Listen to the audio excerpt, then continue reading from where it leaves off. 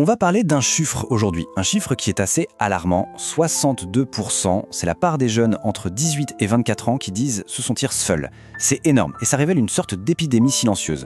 Alors la question c'est comment on en est arrivé là et surtout comment on peut y faire face. C'est ce qu'on va essayer de décortiquer ensemble. Voilà un peu le programme.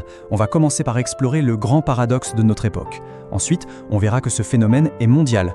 On cherchera la vraie cause et vous verrez, ce n'est pas forcément celle qu'on imagine. Puis on parlera des conséquences sur la santé.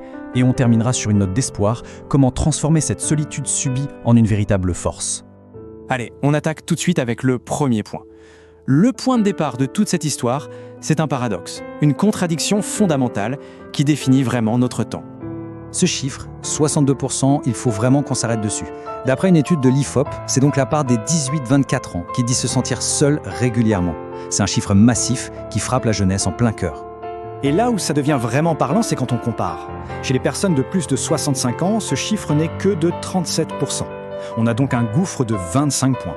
Contrairement à toutes les idées reçues, ce ne sont pas nos aînés les plus seuls, mais bien les plus jeunes. Et voilà, le paradoxe, il est là. On a une génération qui n'a jamais eu autant d'outils pour communiquer, pour être en ligne, connectée en permanence. Et pourtant, elle ne s'est jamais sentie aussi isolée. C'est cette fracture entre le monde virtuel et les liens réels qu'il est urgent de comprendre. Et attention, ce phénomène n'est pas juste un problème franco-français, loin de là. Comme on va le voir, c'est une vague de fond mondiale, reconnue au plus haut niveau comme une véritable crise de santé publique. Cette phrase, elle est sans appel. Elle vient du docteur Vivek Murthy, qui est en quelque sorte le ministre de la Santé des États-Unis. Et quand la plus haute autorité sanitaire d'un pays comme celui-ci parle d'épidémie dans un rapport officiel, chaque mot est pesé. La solitude, ce n'est plus juste un vague sentiment, c'est un problème de santé majeur. Et pour qu'on saisisse bien le danger, ce même rapport fait une comparaison qui fait l'effet d'une claque. L'impact de l'isolement social sur le risque de mourir prématurément est comparable au fait de fumer 15 cigarettes chaque jour. C'est une information capitale pour mesurer la gravité de la situation. Face à cette urgence, les institutions commencent à réagir. L'OMS a lancé une commission spéciale sur le lien social. Le Royaume-Uni a carrément créé un ministère de la solitude. Et en Allemagne, on estime qu'un tiers des adultes est touché. On est bien face à une crise globale. Bon, mais alors, d'où ça vient? On pense tout de suite aux réseaux sociaux, au manque d'amis peut-être. Mais en fait, la recherche nous montre que la cause est plus surprenante et bien plus profonde que ça. Regardez ça, c'est une étude qui a révélé quelque chose de fascinant. Contre toute attente, quand on demande aux gens s'ils sont satisfaits du nombre de leurs amis, eh bien les 3/4 répondent oui. Donc le problème, a priori, ne vient pas de là. Mais, et c'est là que tout bascule, quand on pose la question sur le temps passé avec ses mêmes amis, là, la satisfaction chute à 56%. Ça veut dire que près d'une personne sur deux trouve qu'elle ne passe pas assez de temps de qualité avec ses proches. Le vrai coupable, c'est pas le manque d'amis, c'est le manque de temps. Et cette chute, elle est juste vertigineuse. En à peine 10 ans, le temps moyen qu'on passe avec nos amis chaque semaine a été divisé par 2. On est passé de plus de 6 heures à moins de 3 heures. Le travail, les obligations, ce mode de vie toujours plus rapide, tout ça vient manger notre capital social, ce temps précieux pour des relations profondes. Ce manque de temps et l'isolement qui en découle, ça a évidemment des conséquences. Des conséquences très concrètes sur notre corps et sur notre esprit. Les chiffres sont vraiment édifiants. C'est une attaque directe contre notre corps.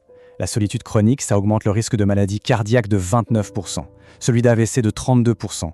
Et c'est directement lié à un risque plus élevé de démence et de maladies comme Alzheimer ou Parkinson. Mais comment c'est possible? En fait, les scientifiques ont identifié le mécanisme. Ça s'appelle l'inflammation chronique. L'isolement social, ça met le corps dans un état de stress permanent, à bas bruit. Et c'est cette inflammation qui, à la longue, agit comme un poison silencieux et qui ouvre la porte à toutes ces maladies. Et au-delà du corps, il y a l'impact mental, qui est dévastateur. Ce témoignage brut d'une étudiante, il est très dur à entendre, mais il est nécessaire. Il montre à quel point ce sentiment peut nous entraîner au fond. C'est le cercle vicieux de la honte, de l'isolement, qui peut mener à une perte de contrôle totale et même à des pensées suicidaires. C'est un véritable cri d'alarme. Alors face à ce tableau qui est quand même assez sombre, est-ce qu'il y a une issue? La réponse est oui, mais ça demande un changement total de perspective, de passer de la passivité à l'action. En fait, il faut vraiment distinguer 2 états. D'un côté, il y a la solitude subie. C'est un vide, un manque, un sentiment de honte où on attend passivement que quelque chose ou quelqu'un vienne nous sauver. Et de l'autre, il y a ce qu'on peut appeler la solitude sacrée. C'est un espace qu'on choisit, qu'on investit pour se préparer, pour mettre au clair ses désirs, pour créer et pour devenir plus fort. D'accord, mais comment on fait concrètement pour opérer cette transformation? Comment ce temps seul peut devenir un tremplin pour construire de meilleures relations amicales ou amoureuses? Eh bien, il existe des méthodes pour ça. Une approche concrète, c'est la méthode de la lettre. C'est un processus assez simple, en 3 étapes.